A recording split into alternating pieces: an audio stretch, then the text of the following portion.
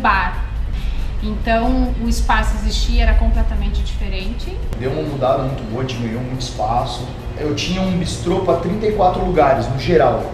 Hoje, num evento, eu comporto 80 lugares. É interessante porque quando o cliente nos chama, a gente já consegue entender o que é o projeto, até pelo jeito que o cliente é, né? Sempre foi uma pessoa extremamente descolada nas coisas, gosta de coisas diferentes, modernas, enfim, e me chamou pra deixar o restaurante com a cara dele. Os meus amigos entram aqui, minha família entra aqui e fala assim, Adriano, minha casa, se você for olhar, vai ser a mesma coisa.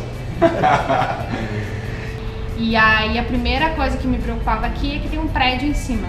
Então a gente precisava quebrar algumas paredes. Então a gente fez reforço de vigas, pilares, enfim, para a gente poder fazer algumas aberturas, tudo com laudo técnico.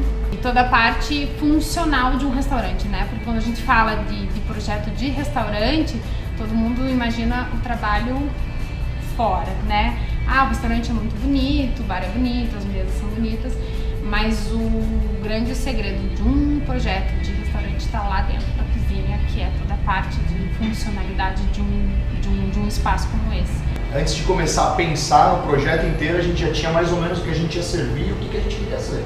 Todo projeto, eu acho que tem uma mistura do que o cliente deseja com o que a gente coloca no papel em cima de um desejo do cliente. O meu papel, o que é? É deixar ergonomicamente, ergometricamente e esteticamente interessante. A gente resolveu fazer o bar aqui, numa só, diminuir uma porta ali, só deixar uma entrada, os dois banheiros lá dentro, e deixar uma portinha só aqui. Aí essa janela sempre teve, mas ela tinha um balcão aqui e o bar.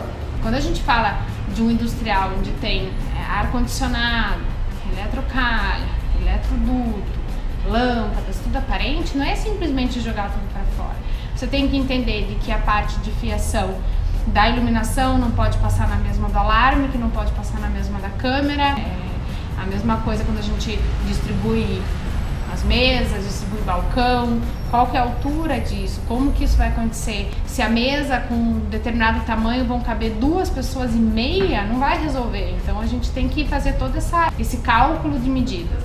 Um projeto bem especial, porque a gente também está falando de um projeto comercial, de um restaurante onde tem um funcionamento para público, então a responsabilidade é muito maior do que um projeto residencial.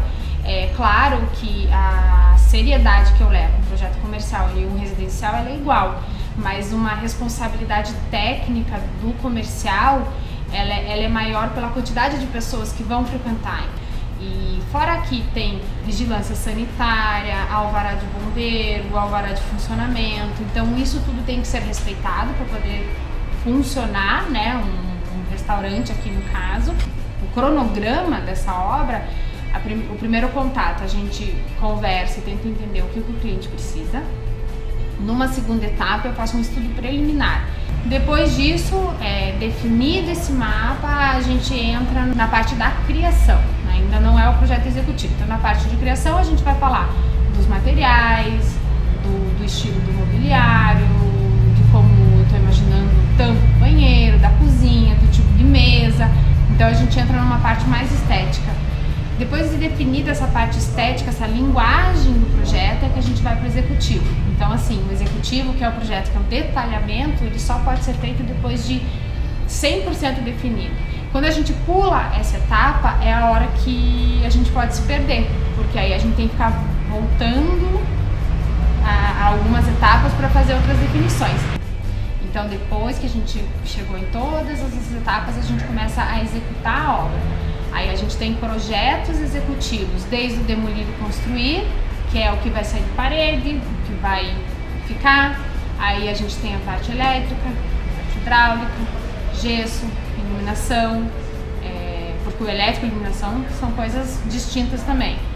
Pintura, aí depois dessa parte de obra bruta a gente entra com os acabamentos. E daí vem marcenaria, granito, espelho, sofá, cadeira, mobiliário. E depois disso é que a gente coloca os detalhes finais, que são os objetos de decoração, né? O quadro ali, a frase do quadro a gente sempre muda, as fotos a gente vai colocando conforme o pessoal vai pedindo para tirar. Então a gente usou métodos de construção aqui que esteticamente ficam muito interessantes e financeiramente também. Tem que se perder aquela ideia de que ter um arquiteto custa caro. Pelo contrário, às vezes ter um profissional que esteja orientando, muitas vezes a gente consegue chegar assim a um resultado legal com um custo baixo. Um ano atrás, quando teve a inauguração, foi bem legal, que foi feita uma festa aqui para a imprensa, e a hora que eu sentei ali no sofazinho e me vi sendo atendida, é muito legal, é muito gratificante. Chegam num resultado que a hora de você usufruir disso é a melhor coisa, sem dúvida.